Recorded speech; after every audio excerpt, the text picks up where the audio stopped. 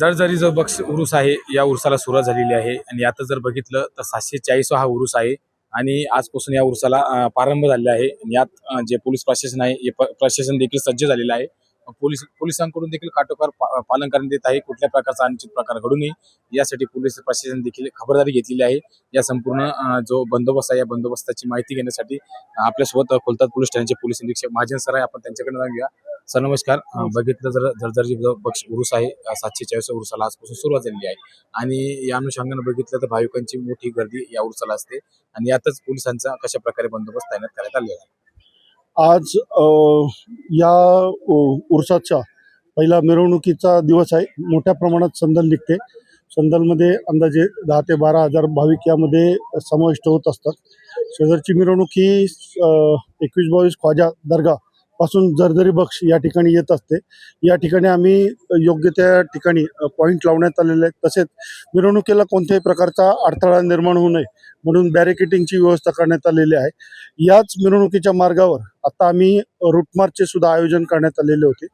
तसेच DPDCचे कॅमेरे व ड्रोनद्वारे आम्ही या मिरवणुकीवरती लक्ष ठेवत आहोत. तसेच कोणत्याही प्रकारच्या चोऱ्या होणार नाही याकरता साध्या वेशातील तसेच स्थानिक गुन्हे शाखे येथील बंदोबस्त आम्ही या मिरवणुकीच्या दरम्यान लावण्यात आलेला आहे. एकीकडे बघितलं गेलं जे पोशाखाचं दर्शन घेण्यासाठी भाविकांची गर्दी होत असते. देशभरातून भाविक या ठिकाणी येत असतात. आणखी ॲडिशनल आपण जो बंदोबस्त आहे याच्यात काय आपण हे केले पर्याय? ज्या दिवशी मोहम्मद पैगंबरांची जयंती असते त्या ठिकाणी 21 आणि 22 ख्वाजा या ठिकाणी मोहम्मद पैगंबर यांचा जो पोशाख आहे तर तो पाहण्यासाठी संपूर्ण भारतातून मोठ्या प्रमाणावरती मुस्लिम भाविक येत असतात. याकरता आमचं सेपरेट बंदोबस्ताचं नियोजन चालू आहे.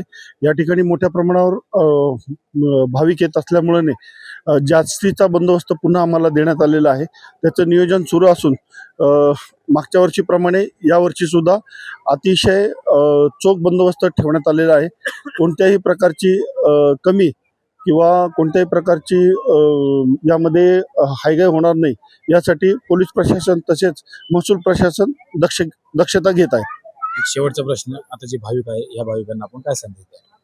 मी आपल्या माध्यमातून येणाऱ्या भाविकांना सूचना करू इच्छितो की मोठ्या प्रमाणावर या ठिकाणी भाविक येत असल्यामुळे या ठिकाणी मोबाईल चोरी तसेच पर्स चोरी तसेच दागिन्यांची चोरी होण्याची शक्यता असते. तसेच लहान मुलं मिसिंग होण्याची शक्यता असते.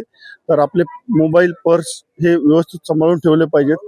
मुले सुद्धा मोठ्या प्रमाणात हरवतात. त्याकरता आम्ही 5 नियंत्रण कक्ष करण्यात आलेले आहेत. याबाबत काही कोणती मुलं मिळून आली किंवा जर हरवली असतील तर आमच्याकडे जो उद्घोषणा कक्ष केलेला आहे त्या मार्फतीने आम्ही लोकांची किंवा नागरिकांची नवनवीन घडामोडी पाहण्यासाठी स्टार महाराष्ट्र न्यूजला सबस्क्राईब करा आणि ताज्या बातम्यांचे अपडेट मिळवण्यासाठी बेल आयकॉनला प्रेस करा आणि परिपूर्ण बातमीबरोबर रहा, इतरांपेक्षा एक पाऊल पुढे.